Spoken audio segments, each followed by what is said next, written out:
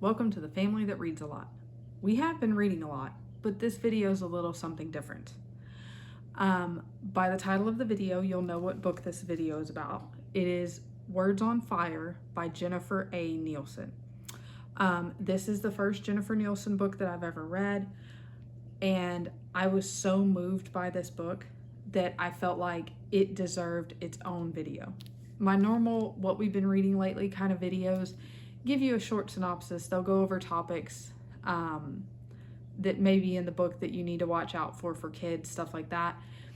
But I don't normally do a deep dive into a book. And this book, I feel like, deserves a deep dive. So I grabbed this book to do as pre-reading for my son. He is doing modern world history this year for his history for homeschool. I grabbed this book to pre-read for him, and as much as I am happy to have it for him and as pre-reading for him, I was truly moved by this book. This book is the story of a girl, Audra, I believe, yes, Audra, who is a Lithuanian girl at a time in Lithuania where they were occupied by Russia. Her parents, she finds out, are actually book carriers. So at this time, the books of any Lithuanian writing, anything that's written in Lithuanian, have been banned. Any religious text, their own Bible, things like that, they've all been banned. Her parents became book smugglers or book carriers and were secretly moving books around the country. She, I believe, was like 12 or 13 when the book opens and knew nothing of this life. In the very beginning, so it's not a spoiler, I mean, it's like in the first chapter, I believe, her parents are arrested by Russian soldiers called Cossacks, and they are taken away. She has to flee for her life, freedom, etc., and hides and is able to hide from the soldiers. And then at the last minute, her mother hands her a package and gives her the name of a woman called Milda to take this package to. And in the package, she later finds out is a book. And it brings her into that life of the book smugglers. So I don't want to give too much away right this second. I'll probably give more spoilers towards the end of this video, but that's the basis of this book if you don't want spoilers. If you want to go read this for yourself, I highly recommend this to be read by adults. Maybe given current circumstances, it feels even more powerful than it normally would. But I think even before then, this was a very powerful book. It not only talks about the situation with Lithuania, but the deeper message is that of the power of written words, the power of heritage, the power of language, how important it is, no matter the circumstances, to carry on and be who you are. The girl is an amazing, strong girl character, which I'm always looking for because I feel like there are a lot of strong boy character books out there, but not always as many strong girl character books. I mean, like, what all else can I say? Like I said, this book was such a big deal to me. There are points in it that are very bookish, that talk about the importance of books and all that. And I'm looking for a passage. It says, she smiled at her and said, "I thought I was only giving someone a book." Milda's laugh quickly became somber. "Being caught with even one book is dangerous, so pay close attention." So that's kind of the feeling you get throughout the book. And then she says, "Perhaps one day you will think differently. The history of the ancient Lithuanians is this book. This, Audra, is a very important book. For how can we know who we are if we do not know who we were?" And that's just, it's so important And I think a lot of the times in the world that we live in now that's so fast-paced and about the future and getting to the next step and getting to the next thing, this reminds us to remember who we are and where we came from. There's just so much intensity in this book. Later in the book, another part that I tabbed, it says, "Nowhere is safe, Audra, not for the books and not for those who read them, and certainly nowhere is safe for a book carrier. It's not a question of when we are caught, only how much good we can do until it happens." That's just another part of it that's so deep, and it's about doing something important even when there are dangers involved.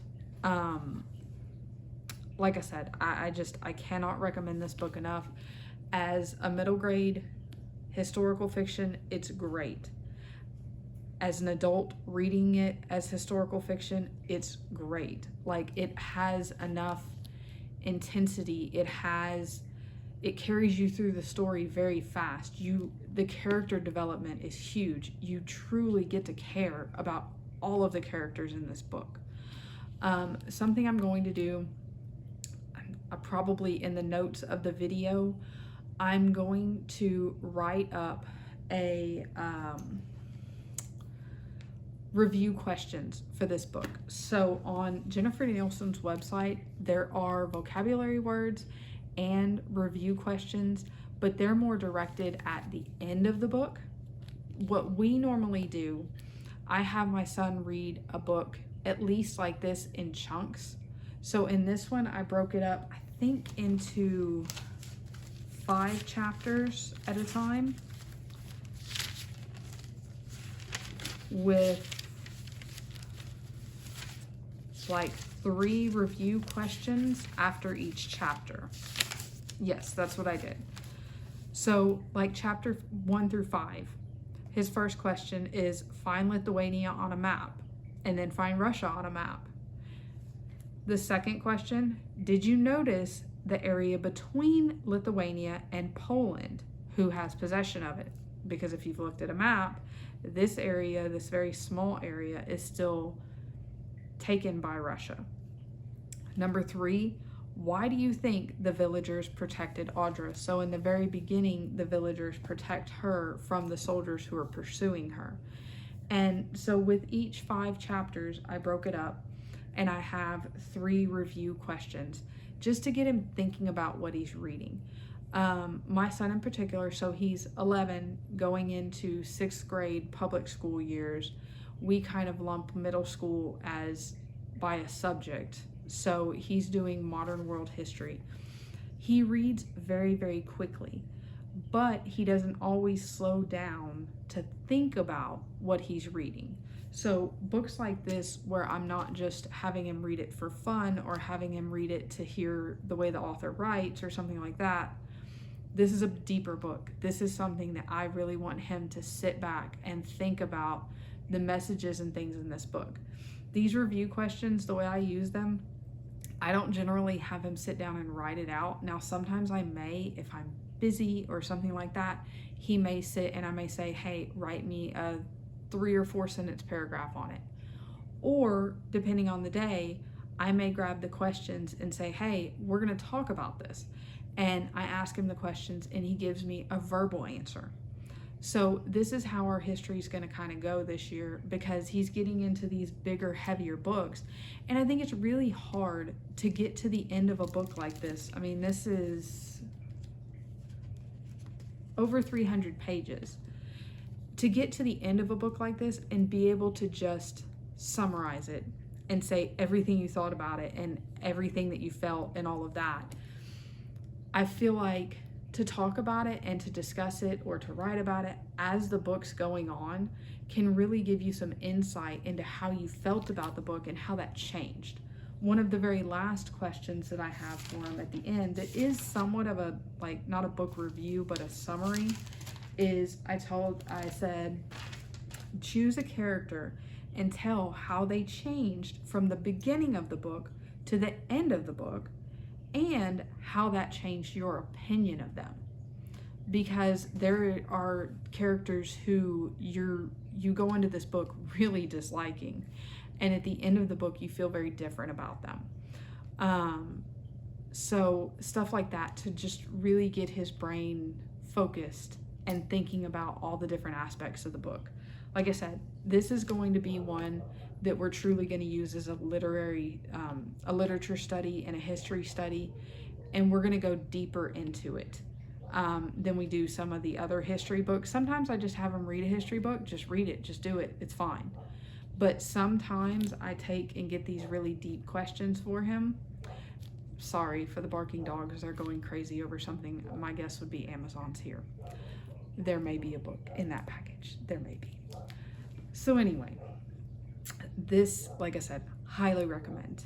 So from the family who reads the family who reads a lot, go read this book. It's worth it, totally worth it.